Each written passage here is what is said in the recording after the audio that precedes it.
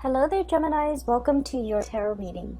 So, when I was shuffling out the spread, you have a lot of cards that jumped out and a lot of major arcana cards. So I have four major arcana cards in a 10-card spread. So that's pretty significant. And not only did I have a lot of cards that jumped out, there were like 3 images that came out. And the images looked really good, okay, but they were like really clear and they were moving. So let me just talk to you about the images that I saw and how they relate to the cards, and then we'll go into the reading.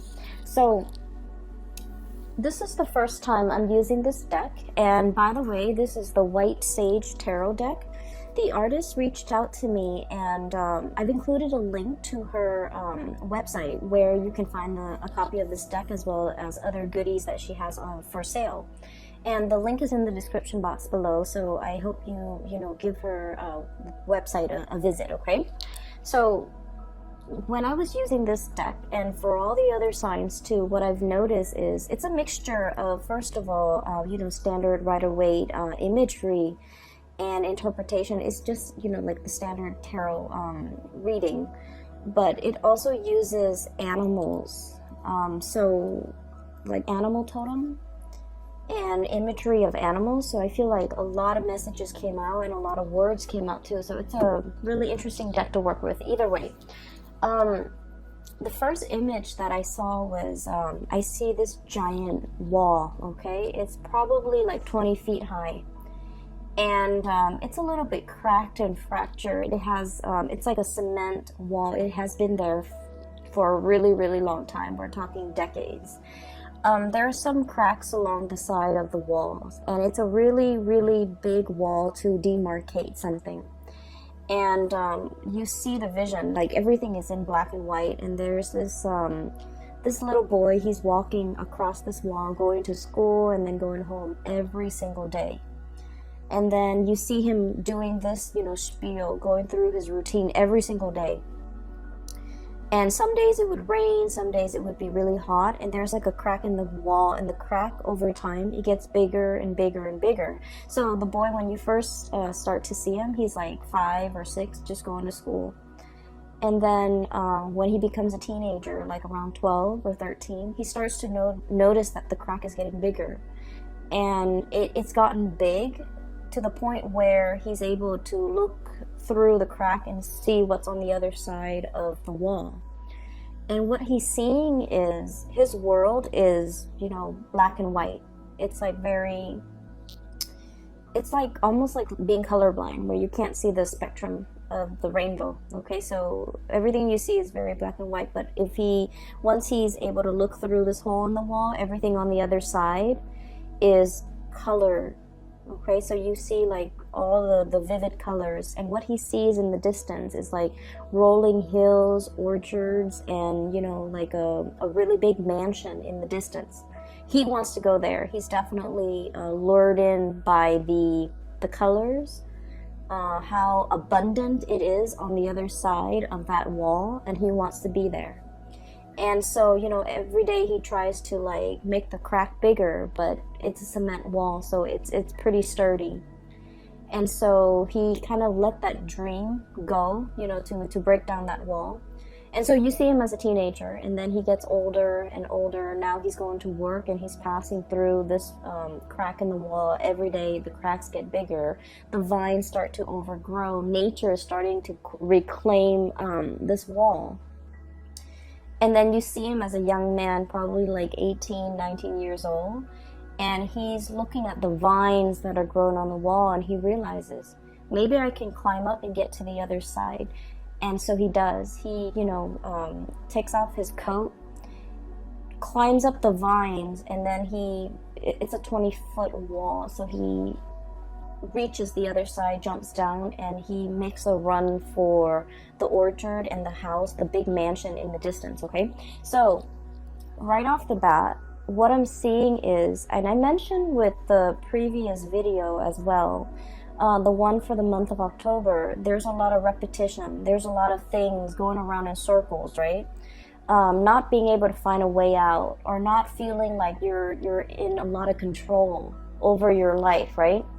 So I feel like this message for this month is definitely in opposition to what I felt for the month of October, where you are creatively problem solving. You're trying to get yourself out of a situation, and you're able to, utilize your problem solving skills in order to get you where you want to be. And so whenever I look at walls, it's like barriers, blockages. They can be physical blockages. They can be things that actually exist in the real world to prevent us from, to keep us in, but also keep things out, right? So it goes both ways. It's a double-edged sword. But I also feel like, they're metaphorically can be like self-limiting beliefs, okay? I really can't do that. I'm not good enough to do that. Or even situations where there has been distance, there has been a rift, or you can't really fathom how to get where you want to be because of these blockages that might be real, might be perceived, might be imaginary, that is standing between you and the object of what you are going for, okay? And time has a way of breaking down these walls, okay, as you see in this imagery, where it's like the passage of time, okay, realizing that we're in a situation that is not ideal, that is very routinized, that is very monotonous, like it's like a revolving door. And knowing and understanding that it's a revolving door and that we're wasting a lot of time. And so you're making a break for it, okay? You're utilizing your free will in order to change a situation. So not only is it just, overcoming obstacles, but I also feel creative problem solving. And it's like doing something very, very bold, very impulsive, but it works out, okay? It's something like very out of character is what I'm sensing. But in the end, it works out, okay? So that's the first message. And this message is, I feel like it's linked up here with the first three cards, okay? So let me talk to you about the cards. So we have the Devil.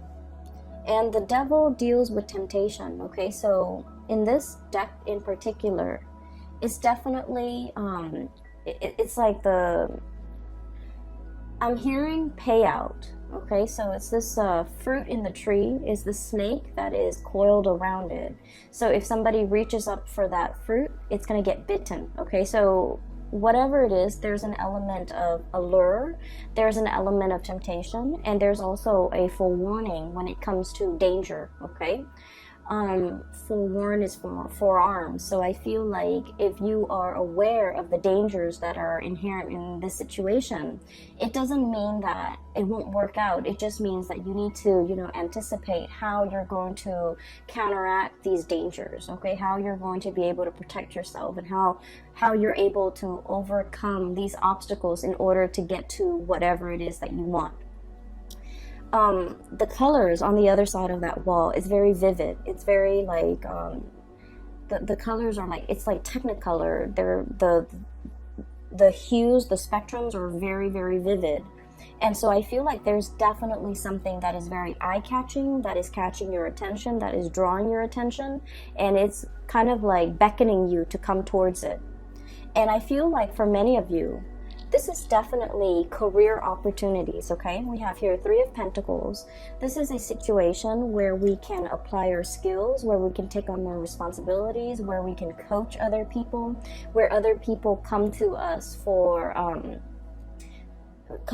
advice, come to us for counsel, or even come to us because we are kind of like the expert in our fields, okay? So this is a card about consultation. And we're going from the Three of Pentacles to the Four of Pentacles. And the Four of Pentacles is usually like we have a finite amount of resources. And the Pentacle suit deals with, money, tangible things, assets, and things of value. So I feel like there's a major opportunity here for some of you guys to gamble, to to bet on something, to invest in something. And it's all very, very speculative, okay? So once again, when it comes to like financial speculation, okay, making like educated guesses or making smart investment, it definitely requires a lot of research. It requires a lot of preliminary, you know, background work in order for the venture to pay out. So I feel like there's a situation here and you have a finite amount of resources and you're not sure where to devote your resources. And I feel like some things are a big risk and others are very I want to say the risks are a lot lower. And so I feel like normally you guys are normally very risk adverse, okay? So I do sense like in this situation, what it like, it's like what you see is not always what you get. So I feel like there's going to be some huge payout too, okay? But once again, there are inherent dangers with speculation, right? Like we're not always 100% sure how things are going to pan out. So it's really important for you to do your research and to make sure that whatever you get yourself into, that you come prepared, okay? So I definitely feel income generating opportunities here where you're able to like multiply or even double or triple your income. And then I also feel as well the need to come into a situation very, very prepared, okay? With these two cards, what I do sense is right next to each other. The Three of Pentacles is consultation. The Four of Pentacles is holding back, okay? I feel like there's somebody here who is a little bit like, it's almost like you're not really sure if you can trust them, okay? So should you reach out and consult them, or should you, you know, like, should you offer your expertise, your skills, and your guidance, or should you hold back? So I feel like there's a situation here where things are very, very opposite. Like the energy is very opposite. There's a temptation here to either reach out, or there's a temptation to hold back. Reaching out requires a lot of work and a lot of effort. Holding back ensures that things are safe and things are very, very stable. The four energies, it's like the four legs of a table. It's very stable, it's very sturdy, but it's also really, really stagnant. So I feel like you're grappling between a major decision. There's a big temptation here in the picture. You're trying to weigh out your pros and cons. I have here, and this is the Strength card, and the Strength card is basically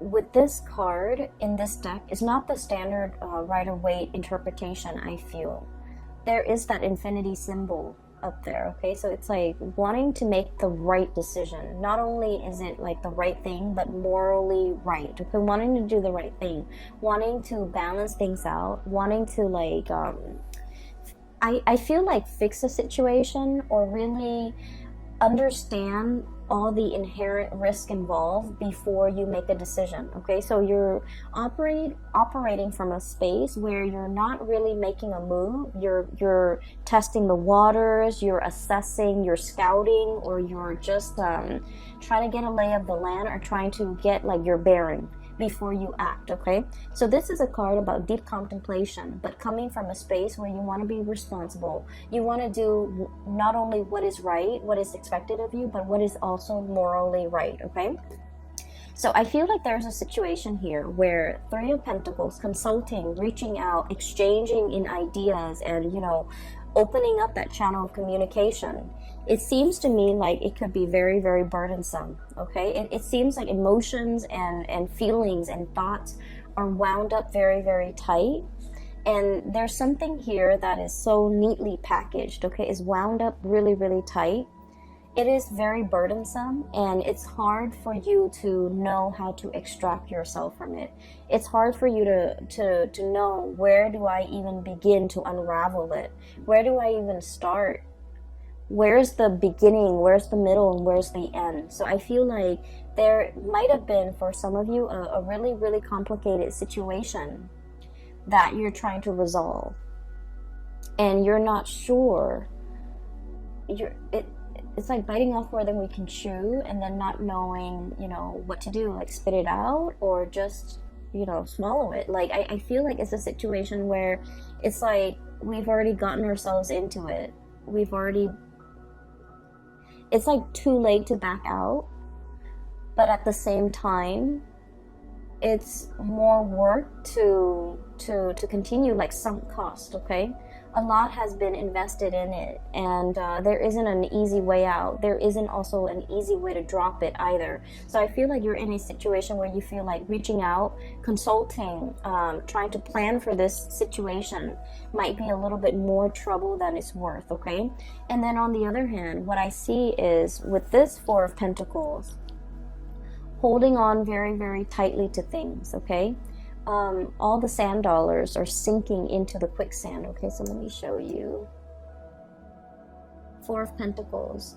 It is very much about stability, but it's also about stagnancy, things sinking. Okay, it almost screams to me like a situation that is going downhill. We're holding on to it because it could be very comfortable. And a lot of the times I'm getting this imagery where you're kind of like,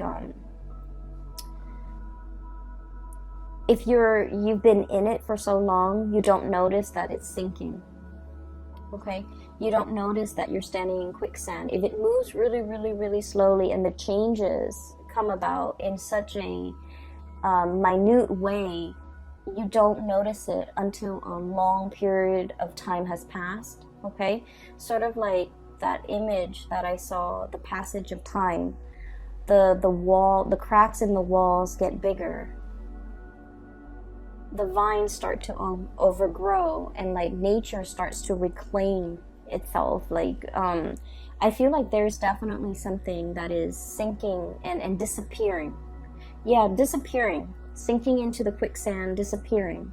And so the more that you put off, or the longer that you put off, the more it's going to disappear. And at the end of it, all you're going to get left is not these pentacles, but just, you know, the imprint in the sand. Okay, like a disappearing act. So I definitely feel you're conflicted about a decision, and you're conflicted excuse me, about a waiting too long, taking too long, and having something kind of disappear out of sight. Okay, what we have here is the Queen of Swords, and this could be your energy, Gemini, as an air sign. This is the card of Aquarius, Gemini, and Libra. Okay, when I first saw this card, the thing that really stood out is not so much the blue eyes, but the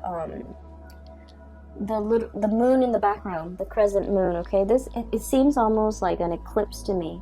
So somebody in the interim, if we're taking our time, if we're taking too long, it indicates an eclipse situation where somebody might be eclipsed out of your life, where somebody might turn very, very icy and very, very cold and very distant, and they're kind of like on the move. Okay, this is very menacing. Usually this card, you know, it's not menacing, but in this deck it's almost like somebody who's on the prowl, somebody who's a predator, an energy that's very predatory, and an energy that's of somebody who is like you know, like almost like night vision. They have such strong insights, and they can see through. It's almost like having x-ray vision. They see through everything. Okay, it's somebody who's very discerning, who's very, very sharp, and they can be extremely intimidating to deal with, just because nothing passes or nothing goes unnoticed. Nothing passes through, and they see and they hear everything. So it's somebody with, like, you know, highly in tune senses. Okay. But I definitely feel an element here about, you know, eclipsing somebody, disappearing. Okay, so that's like the first image. There are two more. Let me try to remember. Oh my gosh, so I can't remember now. Let me see if I've taken notes here. Okay.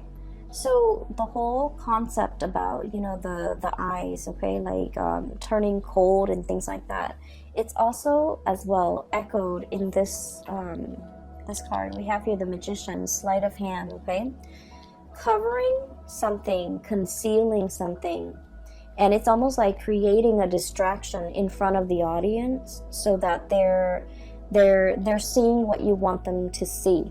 So I feel like for some of you, this could be your energy, where you're dealing with somebody who's a performer, or you feel like you're putting on a show. You feel like at work, I have to be this way. And then at home, I have to be this way.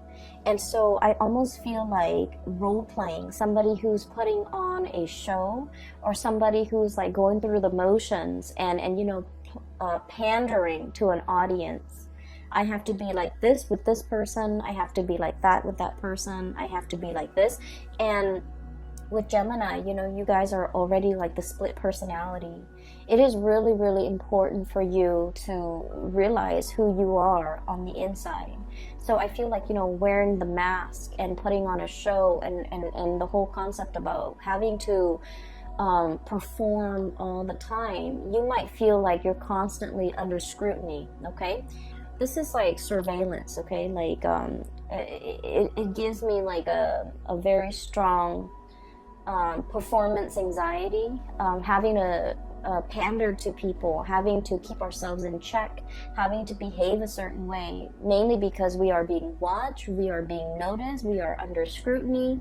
And this can be as well at work, where you're just feeling as if you have to perform, you have to reach certain quotas.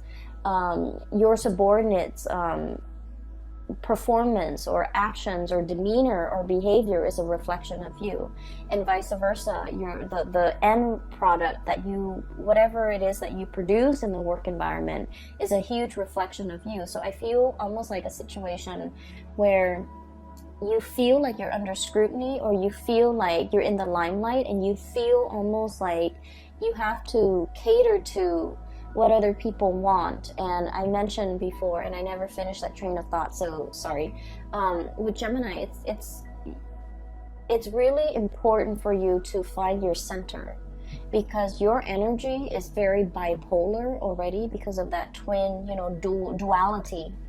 And so it's important for you to know who you are. It's important for you to not have to put on these masks when you're dealing with different types of people. And it's important for you to show your true self and not have to feel like you have to conceal any part of yourself when you're dealing with other people. Because in the process of concealing yourself as a dual sign, also as a mutable sign, you guys are very changeable. So from one day to the next, you're constantly in flux. Your value system, whatever you feel is important, I feel like you can bend rules.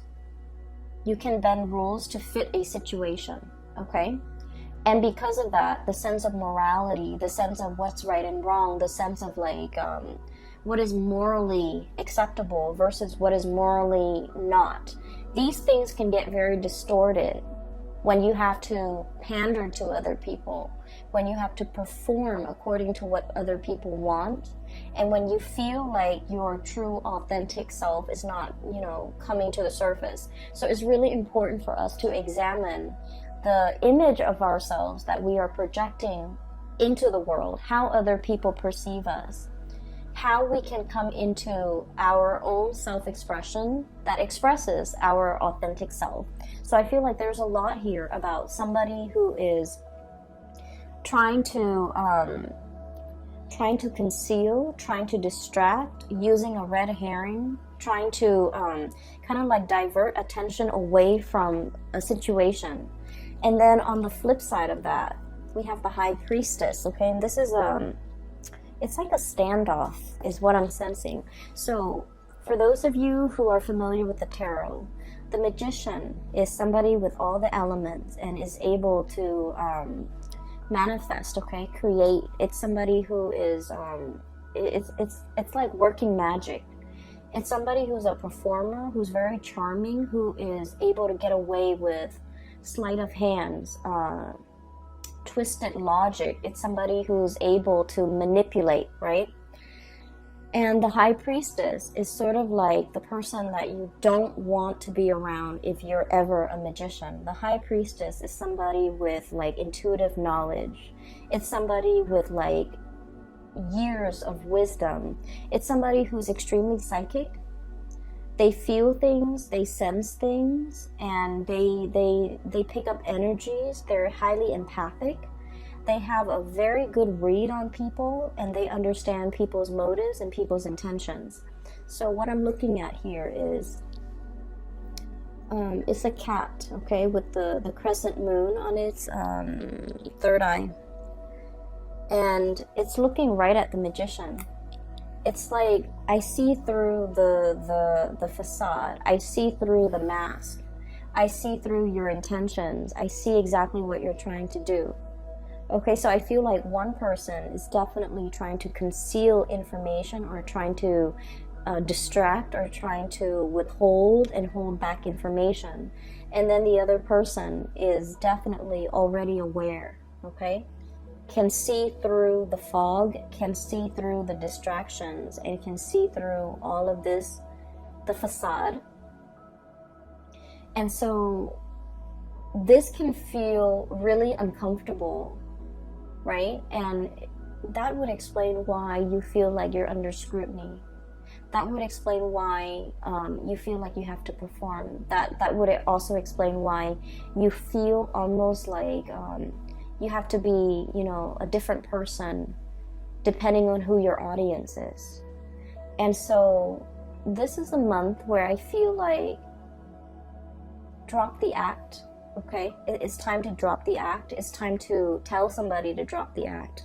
I feel like you might be dealing with somebody like this who is a performer, and you're just like, I see through it, you know, you're not fooling anybody. And on the flip side, Geminis, because you're great performers, I feel like somebody might be saying this to you, you know, drop the act. I see through the facade and you're not fooling me. And so there's definitely a little bit of a standoff here. This energy seems a little bit intimidating, okay? Give me just a moment. That message, the image is coming back. Okay, yes, so let me just talk about it before I forget, because I don't want to forget again. So I'm seeing this, it's like a, it's a cliff, okay? It's a cliff, and there are these two cavemen. They're wearing like animal skin. They're very burly, cartoony looking. And they're on this cliff, and it drops off, right? And there's like a gully right here. And there's an animal underneath in that little ditch, okay, in that little hole. And these two cavemen are kind of like talking amongst themselves in their own little caveman language. And there's like a big boulder. So I think like one guy is saying to the other, let's drop this boulder down this hole so that it can kill that animal. And then that way we don't have to physically kill the animal, and we can still enjoy the spoil of it, right? And so they do that. And the hole is a lot bigger than they think. And so they drop this rock down. They think it's going to hit the animal, but the rock drops down. And then it sort of like ricochets, and it bounces off something, some like bumpy terrain, uneven terrain. And then it veers off, and it never kills that animal. So I feel like there's a situation here where it's talking about detours or like unanticipated outcomes, okay?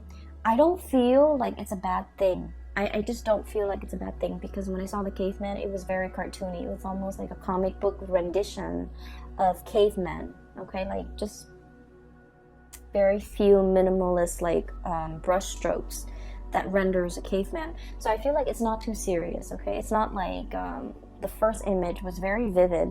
This one I feel is very cartoony, so it might not be as significant, but the message that I got from that is a detour or an unanticipated outcome. Something that you thought would be one way, and you're just like, I'm sure it's gonna work out this way. It has a different effect, okay? And what I'm seeing here is it's actually going to work in your favor, all right? So going back to this performance, I honestly feel like it might be you, Gemini, where you feel like I'm almost feeling and seeing like somebody walking around on eggshells. Somebody is like hypersensitive or hyper vigilant. Somebody who's picking up like the nonverbal cues in human interactions really well. And so if somebody's like upset, you're gonna feel very anxious, and you're gonna feel like you need to walk around on eggshells around them. And then if you're feeling like that they're sad, you might inadvertently pick up their feelings. But either way, I'm seeing like you feel like you have to watch yourself around a certain person, and it's not allowing you to be your authentic self. Okay, so here's what I'm sensing. There's definitely a big decision that you are making for this month, and hence we have like, the 4 major arcana cards coming in that indicates a lot of big events are happening, and big events are kind of like, it's like things are converging, right? So what we have here is your energy as an air sign being very decisive. This animal's got, I don't know what it is. I don't know what kind of animal it is. Some type of a feline. It's got a sword on its back. So this is like gearing for battle, approaching a situation and not backing down, right? You've made up your mind. You're going to be decisive about something. And this is like getting ready to strike. Okay, so this is a very predatory type of an energy. Getting ready to strike. The eyes are narrowing in on the prey, on a situation, on a person. And if animals could talk, it would be, almost like, let me give you a piece of my mind, okay? It's an energy that is very directed, a little bit forceful, strong, and just really direct, very blunt, okay? I feel like there's a situation here where you are behaving like this, or you're anticipating a standoff or a clash, or like communication even with a person that might exhibit these traits. Okay, I'm seeing somebody who has turned a little bit cold. Okay. I'm looking at the eyes, and if you're dealing with a Sagittarius, by the way, I just did a Sagittarius reading, and I got the same type of energy, where the eyes have gotten cold, have gotten more skeptical, have gotten more jaded, where it's somebody who's no longer like naive and childlike and trusting. You're dealing with someone who is extremely discerning. So if you come at them with any type of a weakness, or any type of hesitation, or any type of like uncertainty, they're not going to bite the bait. So they want someone who is sincere, precise, and strong. Okay, what I'm seeing here is there's a situation, there's a lot of fear in this interaction. Somebody wants to approach you, and they're very, very scared about your reaction. They feel like you might have already turned your back. They feel like you might have already cast them out of your life. Likewise, you can be feeling this way towards another person, where you have already cast them out of your life, or they have already cast you out of their life, so it's a vice versa energy, and you're hesitant and trepidatious, especially about approaching this situation. And what's really standing between the two of you is this burden, okay? Things that have gotten really messy, things that have been, bunched up, not very well thought out, entangled, messy, just difficult to extricate from. Okay, so there is a situation here where it's like you're a little bit nervous about approaching this situation, or somebody is very nervous about approaching this situation with you. And I feel like one person feels that the other person has turned their back and moved on.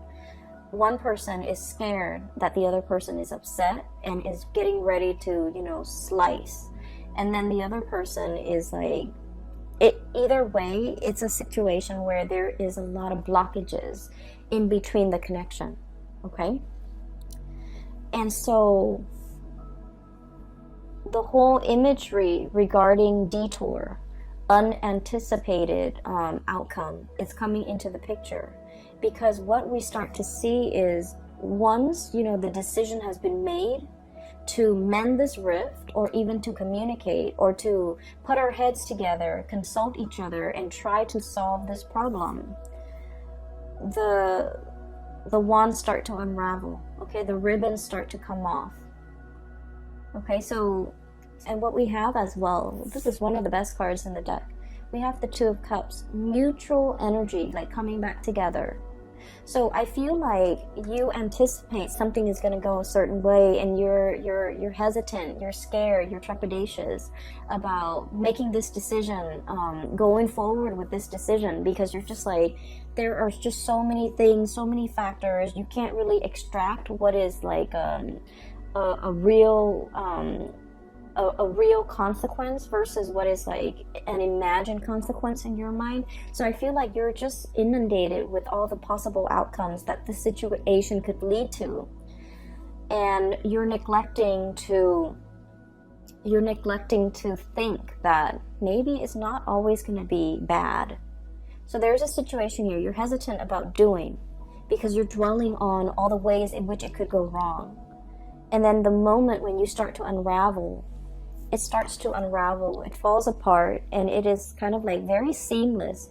It's very easy to take it apart, dismantle, disassemble, and then rearrange. And the color schemes that I'm noticing with this is what was very, very, very burdensome, okay? What was like keeping all of this afloat, the blue or aqua or sea foam, whatever this color is. It's the Two of Cups, which basically means that, you know, like-minded, two people who are thinking the same thing, two people who are going to come together to consult one another because they're on the same boat, or to consult one another because they are like-minded, okay? So the feelings are there. So I feel like if there has been a situation where there is like a big rift, a boulder between the two of you that you can't really knock down, a wall that has been resurrected between you and another person, the cracks in the walls are starting to, you know, fracture, get bigger, meaning that wall is going to come tumbling down any minute now, okay? It's just a matter of time. So I feel like the whole concept of timing, letting time pass, I feel like for this month in November, if there has been a significant amount of time that has passed, revisit this situation and fix it, because you're going to have a really outstanding, amazing outcome from this, where you're going to start to realize that, you know, all of these fears were definitely in your head. All of these things that you thought were, you know, too difficult, they're going to work themselves out. If there has definitely been like an estrangement or like some type of an emotional rift between you and another person, and you feel like they have already slipped away, I feel things coming back together, because like I said, this is a really, really good combination. It's the counterpart, okay?